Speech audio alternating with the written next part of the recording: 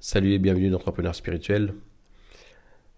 Aujourd'hui, j'ai une question pour toi. Si tu devais écrire sur une feuille, qui es-tu en tant qu'entrepreneur? Quel entrepreneur es-tu? Quel entrepreneur es-tu?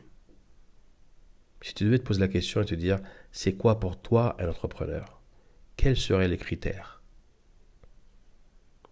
Et puis, si tu devais aller un peu plus loin en te disant, en tant qu'homme, quel genre d'entrepreneur es-tu? Ou en tant que femme, quel genre d'entrepreneur es-tu? Et une fois que tu as répondu à ces questions, considère que, pour un instant, considère que tout ce que tu viens de décrire, ben, ce n'est pas vrai. Ce n'est pas toi. Que tout ce que tu viens d'écrire, de définir sur cette feuille, bien, ce n'est pas toi en fait. Est-ce que tu pourrais considérer cela? Est-ce que tu pourrais considérer que l'entrepreneur que tu es aujourd'hui, bien, c'est juste une copie de quelque chose.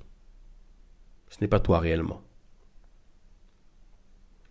Entrepreneur spirituel, c'est cela, faire cet état des lieux et c'est de se demander qui est l'entrepreneur que je dis être. Qui est l'entrepreneur que je dis être? À savoir, est-ce que tu es vraiment au contrôle de cet entrepreneur? Quelles sont ses motivations? Qu'est-ce qu'il veut dans la vie? Est-ce que tu penses que c'est toi qui décides cela ou c'est la version d'entrepreneur que tu t'es inventée? Lorsqu'on ne se pose pas cette question, lorsque l'entrepreneur ne se pose pas cette question de savoir qui réellement contrôle, ou lorsqu'il ne remet pas en question qui contrôle sa vie, eh bien il y a 7 choses qui vont contrôler ta vie. 7 choses qui vont prendre les décisions à ta place, dans ta société. Même si ça n'a pas l'air, même si tu penses que c'est toi, mais je vais t'énoncer les 7 choses et peut-être que ça va résonner quelque chose en toi. La première chose qui va diriger toutes tes décisions, ça va être ton inconscient.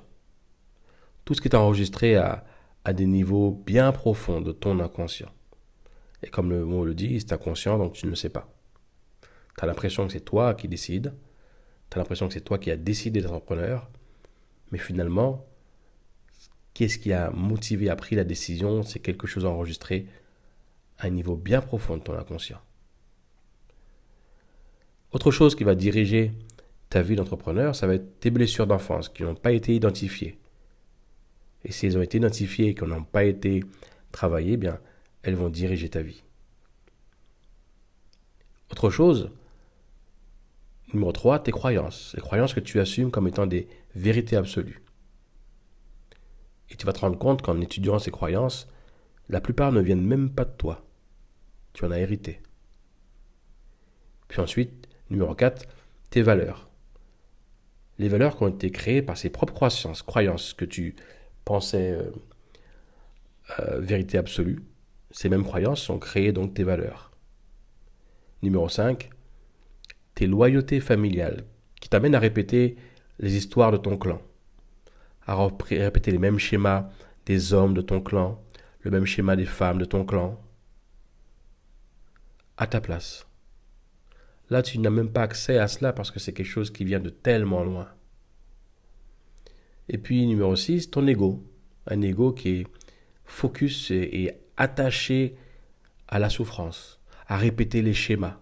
Répéter les schémas. Les situations, tu te poses la question, mais pourquoi est-ce que je tombe toujours sur ce genre de clients, de fournisseurs, d'associés? Tu as vu ton ego qui est attaché à cela, qui cherche cela. Et puis, numéro 7, tes émotions non exprimées. Toutes ces émotions que tu refoules pour éviter les conflits, pour éviter les problèmes, et qui finalement t'empêchent de t'exprimer de manière authentique. Eh bien, ces 7 choses que je viens d'énoncer dirigent ta vie.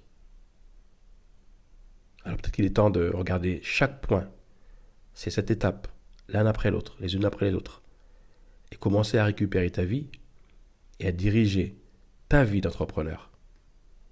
Si c'est quelque chose qui t'intéresse, alors tu me rejoindras dans la communauté 7 entrepreneurs et on en parle. Allez, à bientôt.